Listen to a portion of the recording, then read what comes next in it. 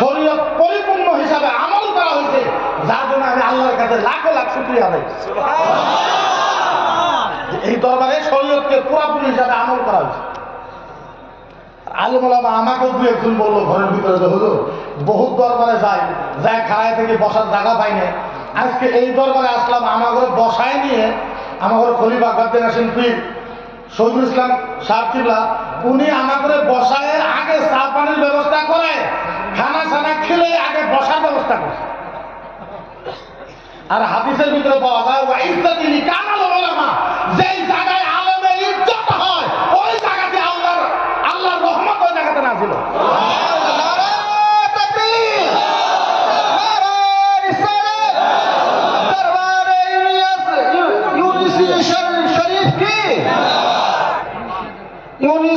दरबार शरीफ की मुफ्ती मुकीमुल अजहारी की नारे तकबीर। আল্লাহ নবী বলেছে যেই জায়গাতে আলেমের ইজ্জত হয় ওই জায়গাতে আল্লাহর আরশ থেকে রহমত নাযিল হয়। তো আপনারা এমন দরবারের গোলাম, এমন দরবারের পাগল, যেই দরবারে আল্লাহর আরশ থেকে রহমত নাযিল হয়। এর থেকে ভাগ্যবান দরবার, এর থেকে ভাগ্যবান মুরিদ, এর থেকে ভাগ্যবান মুর্শিদ পাইবেন তো পাইবেন কোথায়? হ্যাঁ পাইবেন তো পাইবেন কোথায়? একবার চোখ মুঞ্জে দেখেন তো কি দেখছিলেন, কি দেখছেন আর এখন কি দেখতেছেন? আছে এরকম মজা পাবেন না। জানেন না হুজুর আজহারী মিয়া যখন ইন্তেকাল হয়েছে 52টা দেশের থেকে আলেম আইছে। কতটা দেশের থেকে? কথা কয় না হুজুর, এখন কত দেশের থেকে? ভারতের ভিতরে, এশিয়া মহাদেশে না, সারা ওয়ার্ল্ডের ভিতরে সবচেয়ে বড় জানাজা হয়েছে। আলেম ওলামা সাক্ষী ঠিক করলাম, ঠিক কইছি? হ্যাঁ, ওয়ার্ল্ডের ভিতরে সবচেয়ে বড় জানাজা হয়েছে কোন সৌদি আরবের যিনি বাদশাহ আছেন। কোন বাদশাহ? যেটা বাদশাহ অরিজিনাল উনি না, তার মানে যিনি বিচারের বাদশাহ বুঝেন তো? আরবের ভিতরে সারা সপ্তাহে কেউ চুরি করছে, কেউ ডাকাতি করছে, কেউ কারো মারি ঠেলছে, কেউ আইন ঠেকছে, কারো দোকান কেউ চুরি করছে, লুটপাট করছে, কোনো কেস নাই, থানায় কেস নাই। কোনো আদালত হয় শুক্রবারে জুমার পর। কখন? জুমার পর। উনি কাজী সাহেব বসে, ওনাকে বাদশাহ বলা হয়, বিচারের বাদশাহ।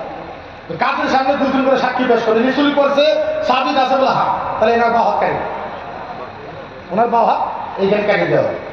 তারপরে যদি দ্বিতীয়বার আবার চুরি করে তখন ওনার হাত কাটি দেওয়া হয়। তো ওই বিচারের, সৌদি আরবের বিচারের বাদশাহ, সৌদি আরবের বিচারের বাদশাহ উনিও এসেছিল। ওনার একটা ক্লিপ আছে, আলিমুল্লাহ মারা যদি এখনো মারে, বগলে যদি মারে, এখনো ওনার ক্লিপ বাড়াবো। ওনাকে জিজ্ঞাসা করা হয়েছিল যে আপনি সৌদি আরবের বাদশাহ, আপনি এই জানাজা কি রাইছেন? এই জানাজা কি রাইছেন? তখন উনি বলছে যে আমি মদিনার ভিতরে শাইখুল হাদিস বুঝেন তো, যিনি হাদিস পড়ায়, যিনি হাদিসের ভিতরে বিষয় খুব জ্ঞান আছে, তাকে শাইখুল হাদিস বলা হয়। উনি তো মদিনার মাদ্রাসার শাইখুল হাদিস। ওনাকে জিজ্ঞাসা করা হয়েছে আপনি এত বড় বাদশাহ হয়ে এই জানাজার ভিতরে আপনি কেন আসছেন? এই জানাজারে আপনি কেন আসছেন? তখন উনি একটা উত্তর দিছিল যে আমি যেভাবে হাদিস পড়েছি মনে করেন এমন একটা অলির দরবারে আছেন যে আমাদের ময়দানে আপনাদের পীরকে যদি এক্সট্রা মর্যাদা দেয়, আর আপনার পীর জান্নাতি মানুষ কিয়ামতের ময়দানে আল্লাহর কাছে যা চাবে আল্লাহ তাই দিবে। नारे तकबीर, नारे रिसालत।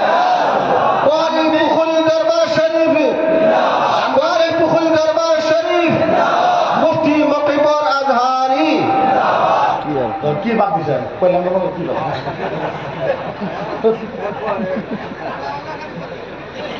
আপনাদের পীরের জান্নাতি মানুষ, জান্নাতিকে যখন জান্নাতে দিবে, জান্নাতি মানুষ দিতে আবদার করবে আল্লাহর কাছে, আবদার পুরা করবে। হাদিসের কথা, জান্নাতি মানুষ আল্লাহর কাছে আবদার করে, আল্লাহ ওইটা কি করবে? পুরা করবে। আপনারা যে দরবারের গোলামি করতেছেন, আপনাদের গোলামি যদি পীর মুর্শিদের পছন্দ হয়ে যায়, আপনাদের পীরকে যদি আল্লাহ জান্নাতে দেয়, পীরে যদি আমার মুরিদ ছাড়া জান্নাতে দেবো না, পীরে যদি আল্লাহ আমাদের জান্নাতে দিছ, আমার মুরিদ ছাড়া আমি আল্লাহ জান্নাতে যাইব না। আল্লাহ আমার জান্নাতে ছিল, আমার মুরিদ ছাড়া আমি জান্নাতে যাইব জানো না নাইমো পীর তৎপরের কথা শুনেন কিয়ামতের ময়দানে এক প্রকার হক্কানি আলেমদেরকেও আল্লাহর নবী আল্লাহ শাফাত করার জন্য মৌকা দিবে, মৌকা। সুবহানাল্লাহ। আলেমেরাও কিন্তু শাফাত করবে। কি করবে?